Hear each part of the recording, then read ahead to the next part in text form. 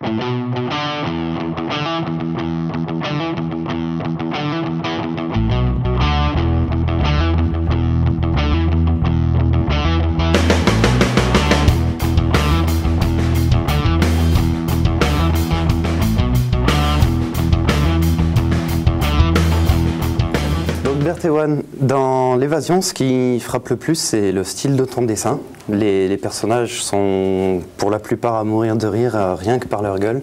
Ça fait très caricature, évidemment. Tu parlais de Cabu tout à l'heure comme d'un modèle. Je suppose que tu t'en es pas mal inspiré. Et le côté drôle de ces caricatures contraste vachement avec les couleurs très sombres qu'il y a dans l'album. C'est très gris, c'est très noir. Enfin, ça fait prison, quoi. Au final, la caricature, c'était peut-être le meilleur moyen d'aborder un sujet aussi glauque que la prison, quelque part.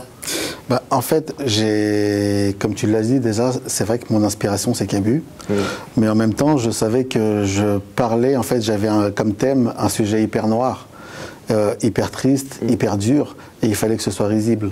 Et donc, il me fallait trouver un style de dessin qui pourrait détendre un petit peu l'atmosphère.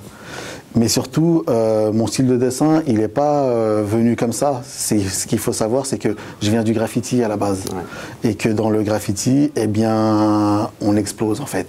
On explose le dessin, on explose même dans la couleur. Sauf que là, vu que j'étais entre quatre murs, eh ben, il me fallait utiliser des couleurs sombres, grises, bleues, en fait la prison. Et puis, on a vu plus tard sur le tome 2, voilà. Très bien. Donc justement, sur le tome 2, le premier, il parle surtout de la vie carcérale. Le second s'attarde un petit peu plus sur le retour à la liberté et toutes les difficultés qu'on peut rencontrer quand on sort de prison et qu'on est désocialisé. Tu peux nous en parler un petit peu? Oui, alors je tiens quand même à préciser que le tome 2 n'était pas prévu. Hein. Oui. C'est grâce aux réseaux sociaux, en fait, le bouche à oreille qui a fait que les gens m'ont dit, m'ont demandé en fait de ne pas les laisser comme ça. Ils voulaient la suite du tome 1 et du coup je me suis dit que j'allais leur apporter quelque chose, mais pas ce qu'ils attendaient. J'avais encore envie de parler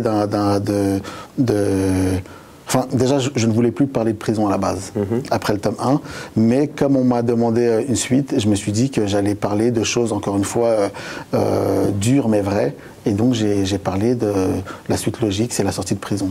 Qu'est-ce qui se passe quand une personne sort de prison? Très bien. Donc plutôt que de faire un tome 3, tu vas peut-être plus t'orienter sur un des personnages qui est présent dans la BD. Est-ce que déjà tu as l'intention de faire un tome 3?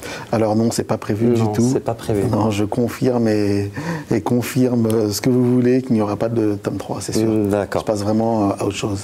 Par contre, il y a un personnage qui est assez présent dans l'évasion, c'est Abigail, sur laquelle tu as peut-être un petit peu plus l'intention de te concentrer. Donc Abigail, c'est un personnage assez mystérieux qui revient assez fréquemment dans la bande dessinée.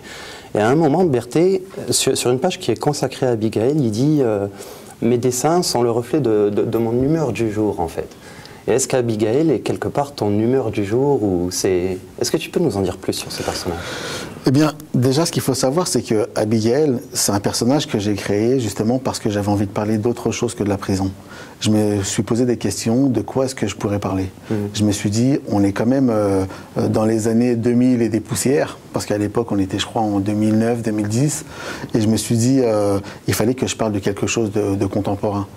Et je me suis dit, je vais parler des quartiers, de quelque chose que j'aime, que je connais, je vais parler des quartiers, mais je vais essayer d'apprendre aux personnes qui ne connaissent pas les quartiers des choses.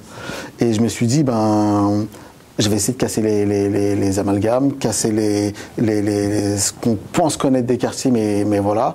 Et donc, je me suis dit, tiens, je vais parler des filles des quartiers.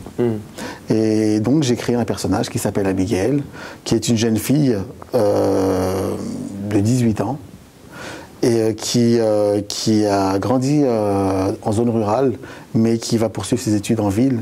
Et en guise de ville, elle arrive dans un quartier, en fait, dans un quartier tout pourri. Et Abigail, en fait, elle a deux super pouvoirs. Le premier super pouvoir, c'est qu'elle est super moche.